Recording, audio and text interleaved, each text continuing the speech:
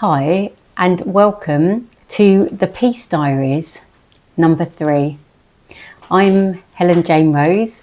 I'm an author, channel, automatic writer, and I'll be bringing you the written report that I write every week from the Divine Council that we affectionately call the DC, and I write it through automatic writing and then read it back verbatim, and then my lovely partner Jed comes and joins me and we unpack the report, and he brings his own perspective and wisdom to it.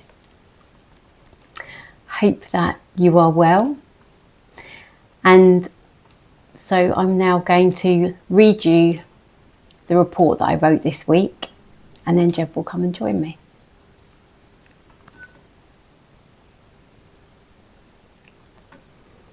Welcome, beautiful souls, to this week's The Peace Diaries 3. Our aim is to help uplift you, inspire you, and encourage you on your journey inwards to uncovering the peace that lies at the heart of you. Perhaps we sound repetitive in what we are saying to you, yet we know, as does your subconscious and your soul self, that you need to hear things many times before they become real to you. This is why advertising works the way it does, and the news too. When something is repeated time and time again, it becomes more real to you. A bit like the child that is told time and time again that they're naughty. Will they not grow up believing that they are? Of course they will. For they have kept being told it, so it will become an inner truth to them. They will internalise accepting as truth what is being told to them. It's interesting that what we're saying to you is a radical idea. The idea that there is sublime peace at the heart of you that we are wishing to help activate from within you. That behind all the heartache, the inner chaos, the self-criticism, the lack of esteem for oneself, lies a well of silent confidence, a well of knowing that everything is perfect exactly as it is. We remind you again of the power of surrender, the power of accepting exactly where you are at as a catalyst and springboard for an opening into the power of inner alignment to guide you to your next highest outcome for you. Perhaps a moment of bliss watching nature, or experiencing the loving touch from your beloved. Perhaps a surprise opportunity that you could never have seen coming. Perhaps a moment of sublime peace as you start to feel and know for sure that you are in the world but not of it. Surrender can sound scary, and we understand why this is so. It is a lack of control, an opening to the unknown. The mind says, I know. The soul says, let me surprise you. The mind says it's important to play safe. The soul says the rewards are in the risks. The risks in believing what you cannot see. The risks in trusting in what you intuitively feel. The awakening to inner knowing. The closing down of logic as your guiding force. The opening to flow. The not knowing what it really means. Yet the knowing that it feels good, it feels familiar, it feels comforting, even though you cannot logically know why. Define the flow, you may ask us, and you would be perfectly right to, and we would reply to you. The flow feels alive within you. It's when you say no to believing the chatter in your mind, and yes to trusting the silence instead. Yes to life unfolding for you rather than you pushing. Yes to moving more into the receptive mode, and no to trying to make things happen. Perhaps it sounds passive, yet we say to you there is nothing passive about the state of inner peace. Inner peace encourages action. It is fluid, it peaks and troughs, it is calm and serene, yet strong and often immovable. What do we mean by that? Inner peace as a state of being is far from passive. Alignment with the true self, the soul self, the higher self is like activating a powerful direct connection to source, to the creator. The labels aren't important, it's what's being conveyed that is. That direct inner connection can outwardly make changes that are unfathomable by the mind, because the mind places so many limits on what is possible for you. Inner freedom starts with an intention. Inner freedom leads to outer freedom. Outer freedom leads to the life your soul wishes for you. Indeed, we wish for our words and the energy behind them to inspire you to taking inner action for you. The outer will follow as a natural consequence. We love you, the DC. Okay, and as usual, I'm going to close my eyes for a moment and just see if any additional information or a meditation or an activation wants to come through me.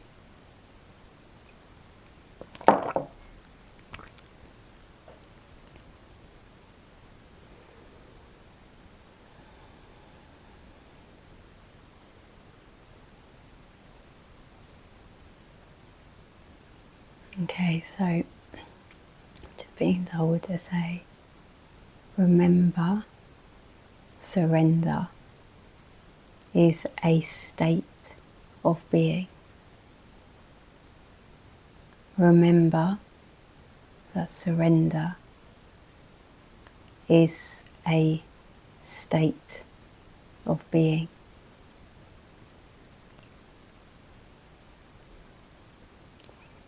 You surrender in a moment when you choose to connect into your soul self, your higher self. For in that moment, you are switching from your mind and consciously bringing your awareness to that aspect of you, to the true you. And so in this moment, we ask you just to close your eyes and just for a moment start to become conscious of yourself breathing. Just feeling the breath moving in and just feeling yourself exhaling out.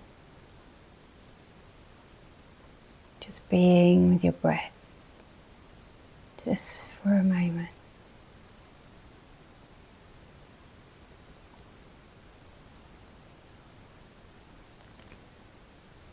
And then just start to inwardly say to yourself,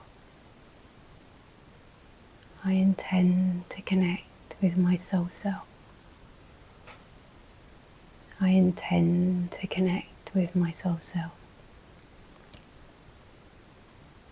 I intend to connect with my soul self.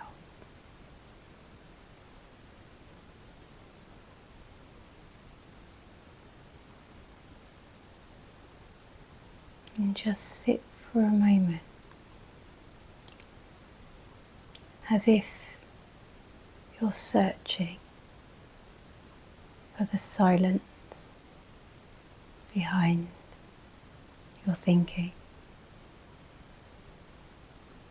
and as if your soul self is reaching inwardly to you and bringing into your mind a moment of peace as you consciously connect into that higher aspect of you, that peace that lies at the heart of you. And just sit for a few moments intending to search for that silence within you and opening to your soul self becoming more prominent within you.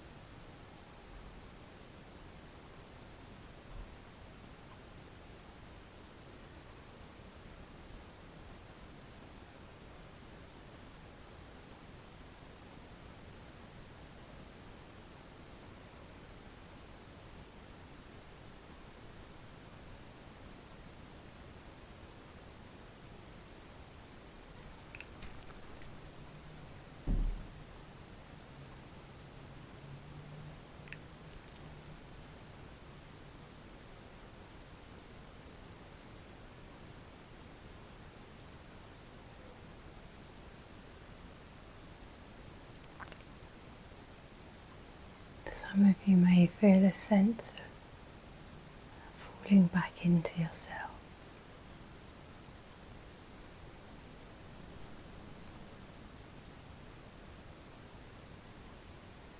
Just holding this space for a few more moments.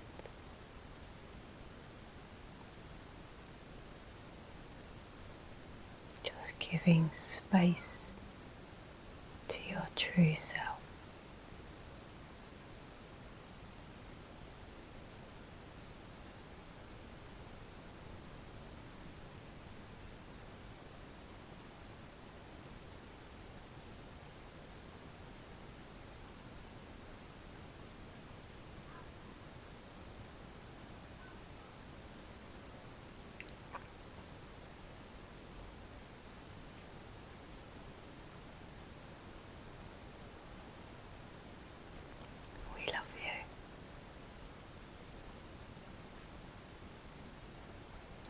Forward to you loving you more and more.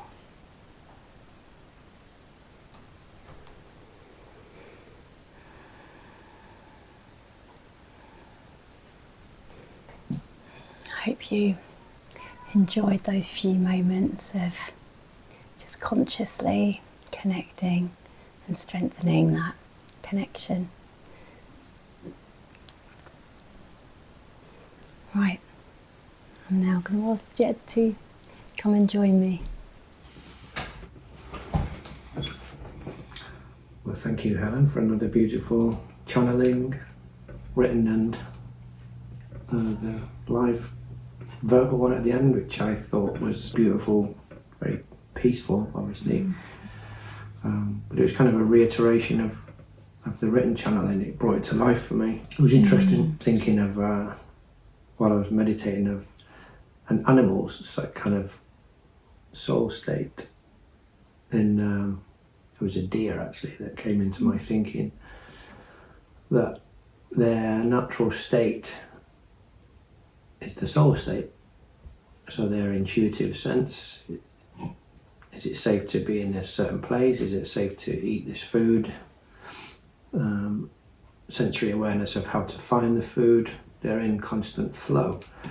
And then when the danger comes, they switch into the very much more animalistic state in order to power up the muscles, to get away, to hide, or to run away as fast as they can, or to fight if that's what they need to do.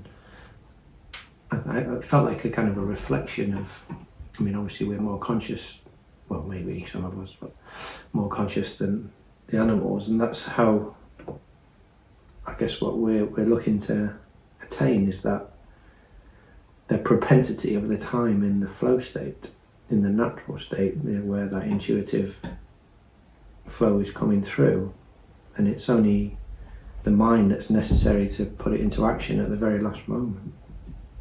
That's what I felt. Anyway. Maybe you can throw some comments back at me for that. But yeah, thank you so much. Very beautiful channeling. Okay, so I've got some questions to ask you. Far away. Okay, so the DC, say that they are basically deliberately repeating the same thing over and over again, and they're deliberately doing that. And we've talked about this together, haven't we? Yes. Yeah. And so, what do you think that their aim is, their goal is, with the, like, are they trying to reprogram or like deprogram in us? Well, both of those things, Right. deprogramming and reprogramming, and it's becoming clearer for me anyway. The more of these that Helen channels and we kind of unpack and ask questions around, that there's a theme or I guess a destination, and it's for us to understand or accept, even one, that we have been programmed, and two, that we can unprogram, reprogram, and that part of that is accepting that we need to hear things over and over again. For me, the destination is the changing of the guard, where attaining a level of peace opens the door for soul energy to come in, for then the soul to usurp the mind, if you like, for it to take over. The mind's not supposed to be in charge. It has been forever. The tail has been wagging the dog, and that situation's changing, and the access, the route to this is through peace. So peace is active and passive all at the same time. That's how I perceived it, and that's what, for me, there's this, what came through in this channeling was a bit more detailed, a bit more in depth, and I think some of that is maybe your channel is becoming maybe familiar with that language, or clearer, or more open. There's something different about this channeling, or maybe the DC just think that we're ready and capable of hearing a bit more, adding on to the layers that are already there, so they're repeating it at the start and then they add more stuff. And I imagine next week and the weeks after, that the bits that have come second in this week's channeling will be repeated again and again, until we finally accept it. Yeah, like we do with advertising. Hey, oh yeah, great, that would be I really need that product, because we've heard it so much that something has gone into our brain that says we need that. Yeah. Well, advertising works. Well, it's probably, if behind the pharmaceutical industry, it's probably the biggest industry in the world, and it's manipulation, and unfortunately there's a darker side to it, as well as the side that encourages you to choose one product over another, and it's being used against us. But the culprit is the mind. Your soul can't be manipulated or controlled, and this access point of bringing that energy through is through this peace energy, this peace way, if you like, and you're no longer susceptible to advertising or programming of any kind when your soul's in charge. Absolutely. And the ruling classes, power mongers, they're petrified of this because they can't do anything about it. So they're doing whatever they can to keep us preoccupied, keep us busy, keep us away from that peaceful state. I mean, war is a primary one. I mean, that's the perfect one for keeping us away from that peaceful state. Which is why we need to spend some time every day focusing on it, bringing it home and bringing it into your natural state or natural way of being. And then that realises in the outside world, and there will be no more war. That's the way it works, and it's kind of hard for us to grasp and understand. That's exactly how it is. So along the lines of the more we hear something, the more it becomes real to us, and they make that example of if a child is told many times something when when we're younger, then it becomes real to us, we believe it. So like from your perspective, from say your childhood, do you feel that you've adopted some beliefs that now currently are running that don't serve you, or perhaps beliefs that you've had to work on to free yourself from them? Well, I guess the more and more you venture down the spiritual path, you start to understand that everything is programmed, everything is belief. But I guess if you're referring to an unaware state where things have dominated that I've experienced in my child life that dominated my adult life, then for sure, I mean, especially I think probably the wider perspective of socio-economic class status, being brought up in the northwest of England, there's a certain acceptance of what's okay there or not accepted. Maybe that's changed now. I've not lived there for a long time, but at the time it was a working class environment, and it was, you know, from my perspective, I'm talking about that, and this is not blanket for everybody, but it was kind of know your station and don't rise above that, if you like, or you won't be accepted in your socio-economic group, your social group, your friends. And that's not to say that success wasn't accepted, it was just, this is the class and social environment that I'm from, therefore that is. And I imagine if I really delved into it, there'll be a lot more programming within that. It does, it really makes you think, doesn't it, that part of this journey is overcoming so much of what we believe is our thoughts, beliefs, that they're just not. They're not at all. And it's so freeing as we start to kind of identify them. And I guess there's always different things coming up, aren't there, that kind of shine a light, and you're like, oh gosh, yeah, I was attached to that belief. Oh, right, let that go now.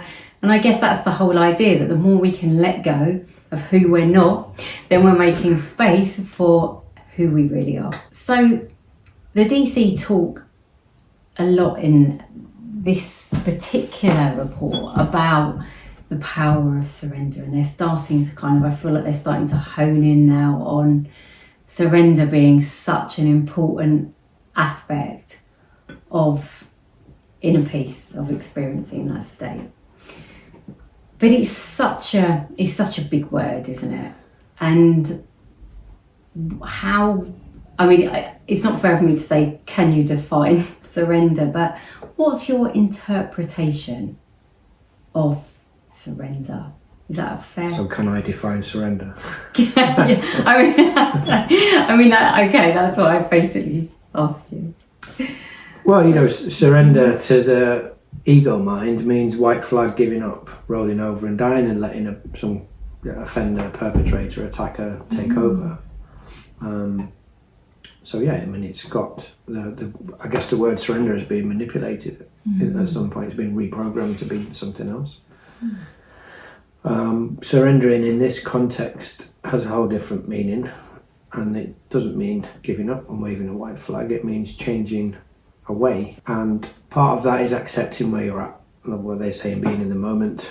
DC is saying in this message, being in the moment and surrendering to that situation. And sometimes that's going to be a difficult one. Maybe you're in a difficult situation, relationships, health, money, yada yada yada, all of that stuff. And it's like they're asking us to access moments of peace, not to give up or just to go, oh, I can't do this, you take over.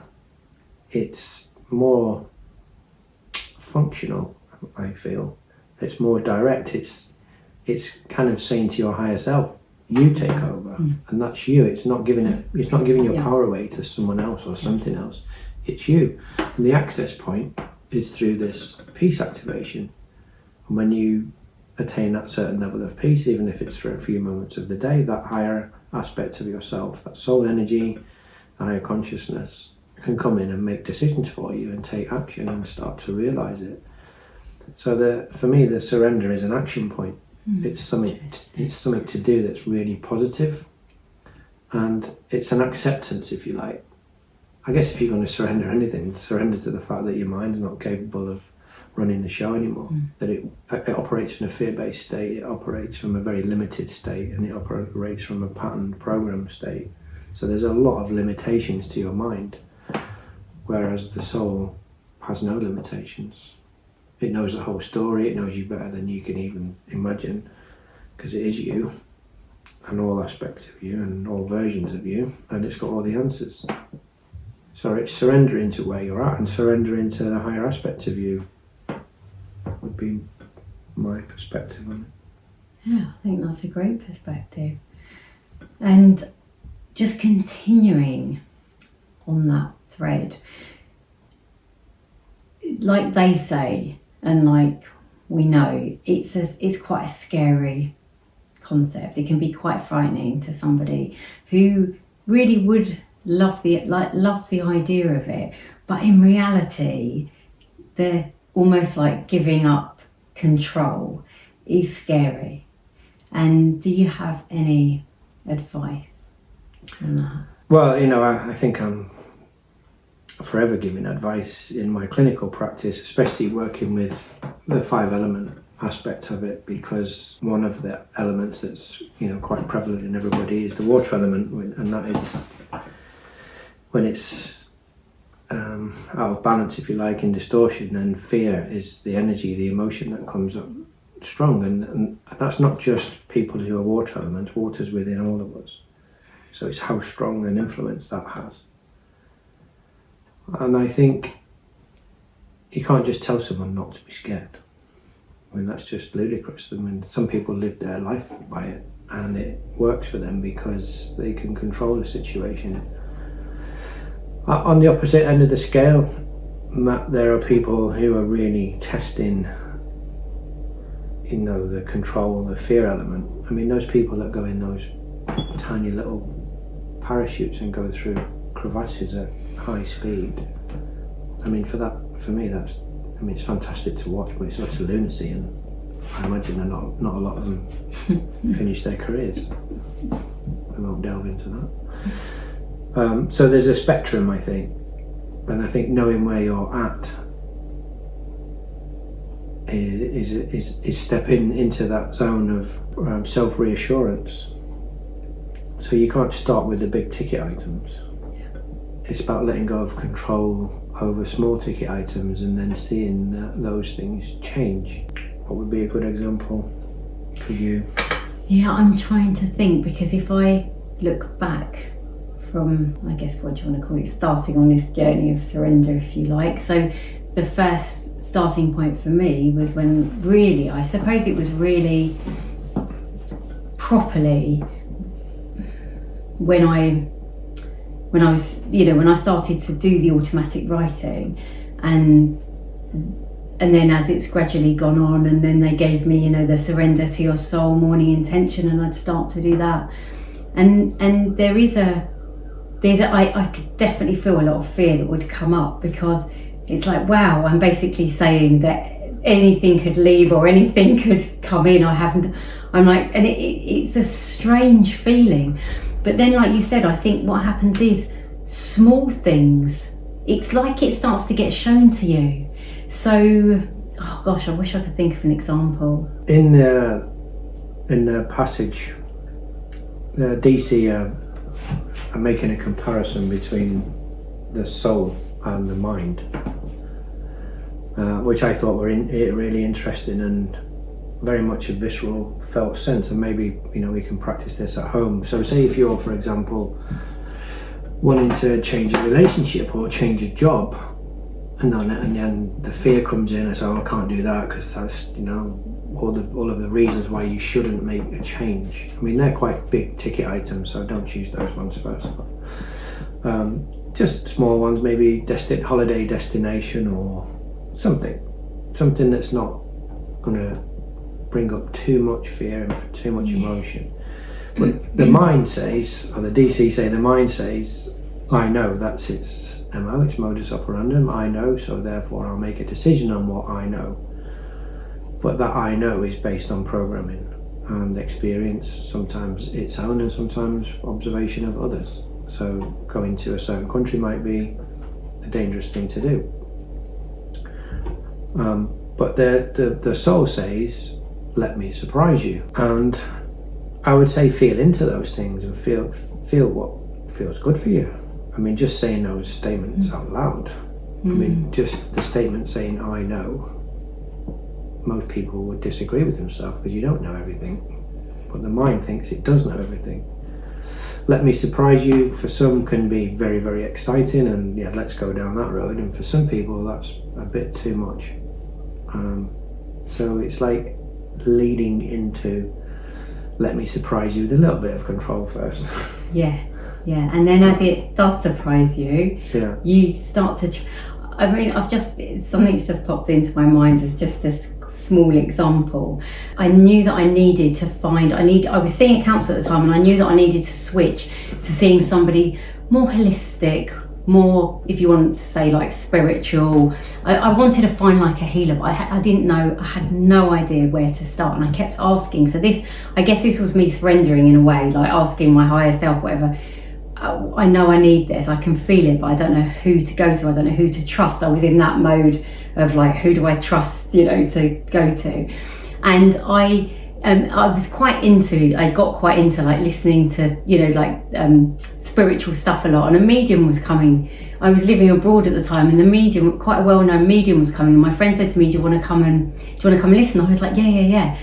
And I asked a very silly question. I was very naive at that point, and I asked her what my purpose was, which was so embarrassing because she told the entire audience, I can't tell you that, that's for you to find out, which was really embarrassing. But then the next thing she said to me was, however, I will say this to you, your next step is to find a healer, and he will be instrumental in your healing.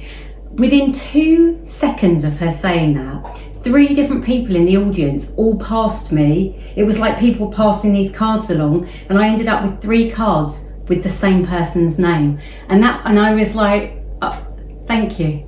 So that's like probably a little example that's just popped into my head of my mind had no idea about that, and it was almost like we're going to show you. And then I started to trust it more. So. Well, it's a denial of the magic if you're just asking the mind who knows, because you've already experienced it. You've already had that, because its whole logic is based on what it's known already. So you're basically stopping anything new from happening. And it also says the mind says it's important to play safe, and the soul says the rewards are in the risks. And when I first read this, I was like, oh, this is interesting, because the soul, DC here using the word risk. Yeah. But then I've read it over and over, and it's obvious when you read it and sit with it, because the soul knows all the answers.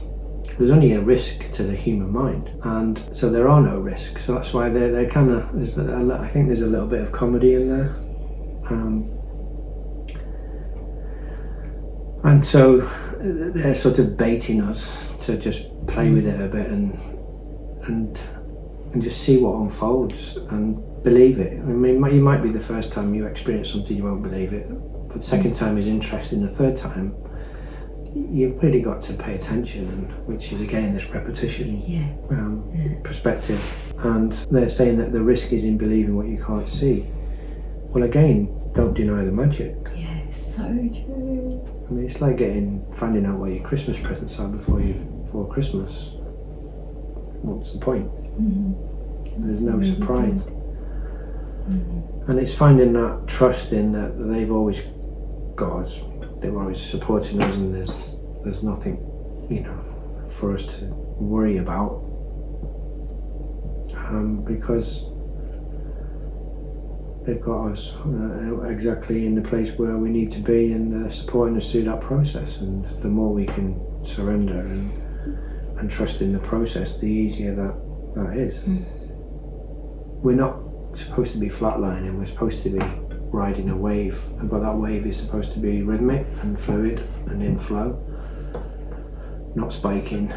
And it's only the resistance that causes the spike, and the resistance comes from your mind, based on fear and what it thinks it knows.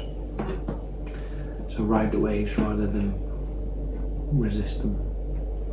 That's lovely. And I think you've sort of just answered my other question, which was about how they link flow state to within a piece, and that in one way it feels like it's 2 opposing factors, but I feel like what you've just said there. explains how it connects. Well, yeah, I mean, definitely it's wrapped up in that, but I also think what they're talking about, or what I read there as well, because there are some contradictory terms. If you were really in your mind, you could pick holes in this and say, well, that's not peaceful, that's not being still, and that's... Again, it's how we're perceiving what peace means. And so the activity of peace, if you like, the intention to go into a peaceful state, and the action of being still, meditating, or whatever it is that you do that creates that peaceful state, also an action point. You're doing something, then takes you into a peaceful state, and it feels like at that point you're not doing something, which is also not doing, you're being. And that opens that portal, and then that energy comes through from your soul to create the flow state. So you've got more activity coming through the peaceful state, and then that appears in your reality world as that soft wave rather than the spiking wave. So there you've got that flow state. So there's quite a lot of action in the peace. Yes. Which is going back to them saying peace isn't passive. Yes. But the more and more you can, fine tune this, and there's some lengthening moments of that peaceful state, the more the flow state comes through. Yeah. Your life becomes a lot busier in wonderful ways by doing wonderful things, because you've created that peaceful state for it to happen. Yeah. So yeah, two sides of the same coin, rather than opposing states. Yeah, love it. Well, just finishing with the last sentence that they said. Indeed, we wish for our words and the energy behind them to inspire you to taking inner action for you. The outer will follow as a natural consequence. So I urge you to listen to this and Helen's other channelings over and over and over. It's repetitive, it's activating, and it's activating a state of peace. And through repetition, you'll start to reprogram your state. I was going to say reprogram your mind. Reprogram your state into a peaceful, soulful state, or certainly a belief in it. And so repetition is required. You can't just listen to this once and walk away transformed. The body and the mind don't work like that. So it takes a bit of work, takes some effort. So tune in again, listen to the older stuff, and enjoy the arrival of your flow state. So thank you once again. Thank you to the DC. Thank you everyone else for listening and watching. And thank you. And we enjoy it. I hope you do too. And we look forward to you tuning in next time. Yeah. Same place next week. Thank you. Sending you lots of love. Yeah. And blessings. Yeah. Lots of love. Bye.